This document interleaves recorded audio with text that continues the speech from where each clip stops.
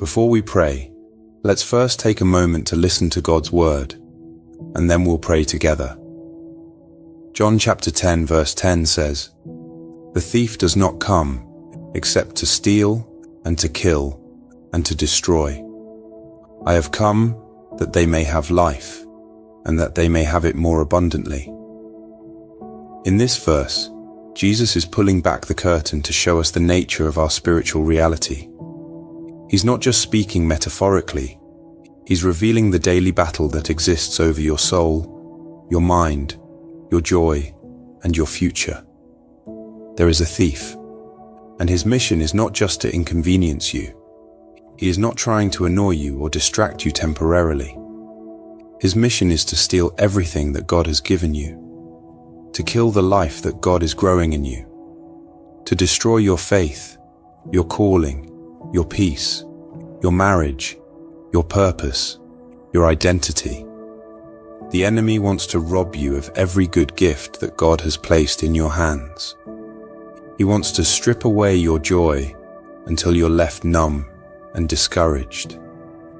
He wants to suffocate your hope until you're too tired to pray. He wants to isolate you until you feel forgotten. That's his goal, to steal, to kill, and to destroy. Maybe this is where you are right now.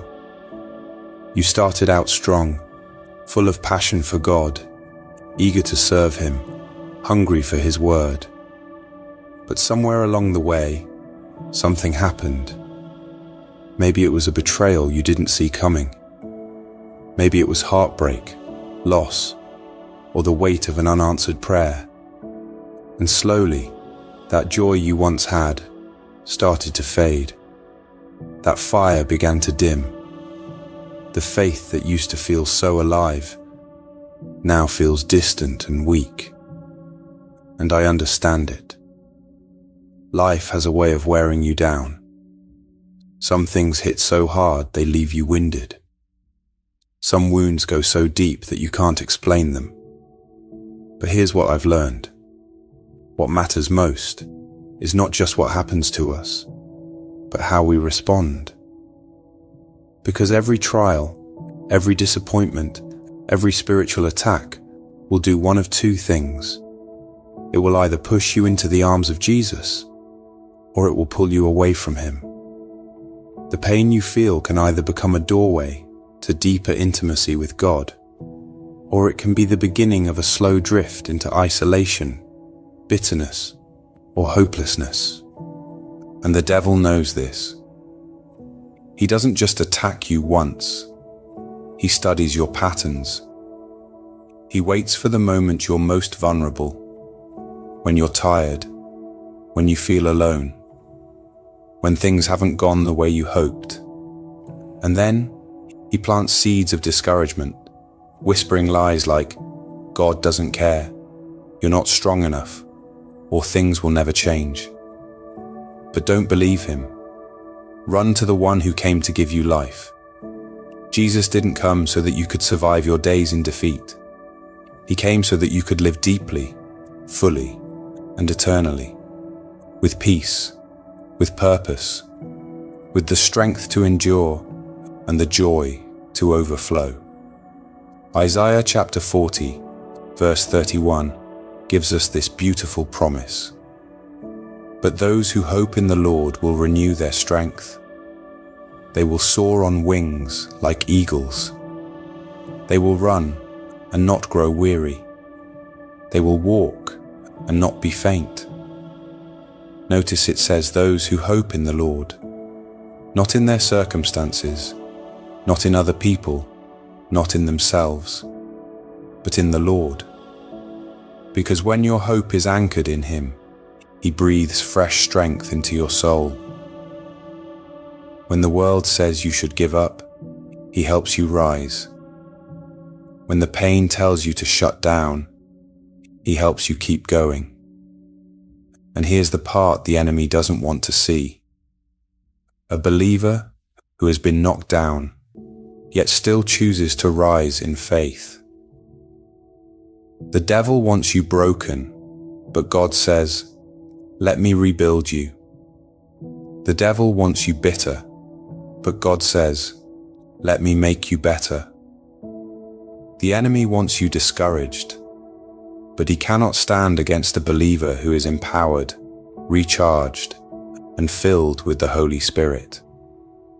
So if you need encouragement today, wait on the Lord. Waiting doesn't mean doing nothing. It means choosing to trust Him in the middle of uncertainty. It means continuing to believe, even when you don't yet see the answer. It means holding on to His word like an anchor in the storm. Because Romans chapter 8 verse 31 reminds us, what then shall we say to these things? If God is for us, who can be against us? And again, in verse 37, no, in all these things we are more than conquerors through Him who loved us. You are not a victim. You are not defeated. You are not forgotten. You are more than a conqueror. 2 Timothy chapter 1 verse 7 tells us, for God has not given us a spirit of fear, but of power and of love and of a sound mind. That means you don't have to live in anxiety. You don't have to be a prisoner to fear or confusion. God has given you spiritual authority. He has clothed you with power. He has filled you with love. And He has renewed your mind so that you can walk in clarity, not chaos.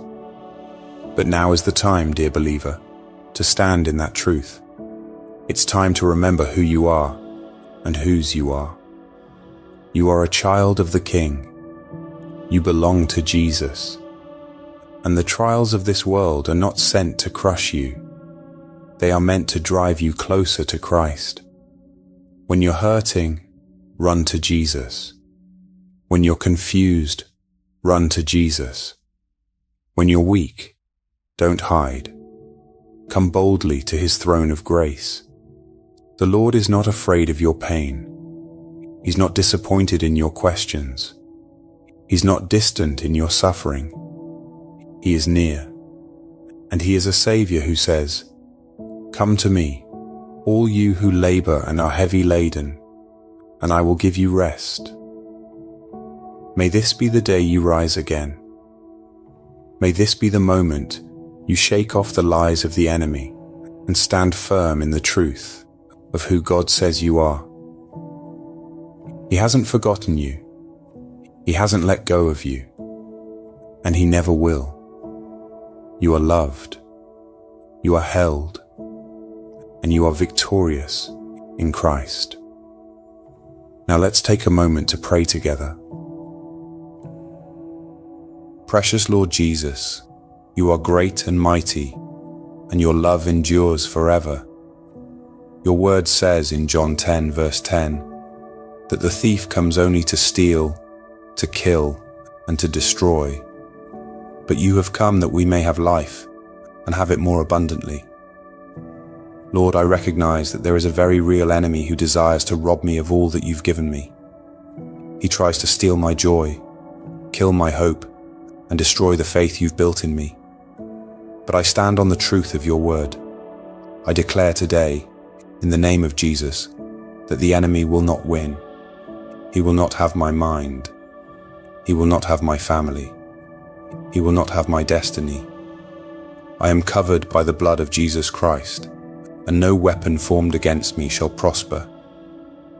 Father, I've seen how life can hit hard, how unexpected pain, loss, betrayal, or discouragement can try to knock me off my feet. And sometimes I do fall. Sometimes I do get weary. But even when I fall into your arms. Even when I'm weak, you are strong. I praise you because I never fall outside of your grace. You hold me, you catch me, you restore me. And so today, I ask you again, renew my strength. When life disappoints me, renew me. When I'm wounded by people or by circumstances, heal me and breathe new life into me. Help me not to live discouraged. Let your spirit rise up within me. Let your joy be my strength, as your word declares in Nehemiah 8 verse 10. Give me, O Lord, that deep, lasting, unshakable joy. A joy that's rooted in your unchanging goodness. Let me praise you even when my prayers aren't answered yet. Let me worship you not just for what you do, but for who you've always been. Jesus, please guard my heart today. Protect my mind from the lies of the enemy. Don't let anything steal the peace you've given me. I cover my thoughts, my emotions, and my home with your precious blood. Every voice that tells me I'm not enough, or that nothing will change, I reject it right now. Those are lies. I choose to believe what you say about me instead. Help me stay joyful even when life feels hard. Lift the heaviness from my spirit and fill me with your peace. Let me feel light, not because my problems are gone, but because you carry them for me. And don't just bless me, use me to bless others too. Use my story to encourage someone else. Use my past to speak healing into another person's pain. Open my eyes, Lord. Help me see how much I already have in you. Remind me who I really am, not what the world says, or even what my past says, but what you say. I am a new creation. I've been redeemed by your blood. I'm not the same person I used to be. The old is gone, and you've made me new. I hold tightly to your promises. Proverbs 18 verse 10 says, "The name of the Lord is a strong tower. The righteous run to it and are safe." You are my safety, Lord. You are where I go when I'm overwhelmed. Psalm 32 verse 7 says, "You're my hiding place, and you surround me with songs of deliverance." That means even in the middle of the battle, I'm not surrounded by fear. I'm surrounded by your protection. When everything around me feels shaky, your word is the solid ground I stand on. So I'll keep standing. I'll keep praying. I'll keep praising. I'll keep hoping. Because you're faithful. You've never failed, and you never will. Even when I can't see the next step, I trust that you're already making a way for me. Your word in Romans 8 reminds me that nothing, no trouble, no pain, no struggle, can separate me from your love. So I rest in that truth today. Even if I feel like I'm falling, I know you're holding me. And I thank you in advance for every breakthrough, every answered prayer, and every open door. Thank you, Lord, for loving me so deeply, for never giving up on me, for lifting me up when I was down, healing my broken places, and reminding me that I've never been alone. Thank you for hearing the prayers I can't even put into words. Thank you for being my hiding place, my strong tower, my hope, my joy, and my King. So from the bottom of my heart, I say, it is well with my soul. You are enough, and you are my God. In Jesus' powerful and precious name, Amen. If this prayer has touched your heart, please type Amen as a sign of faith. I pray that every blessing in this prayer is now upon you in the name of Jesus. And if you need a special prayer, feel free to let us know in the comments. We would be honored to pray for you. May the grace and peace of our Lord Jesus Christ be with you always.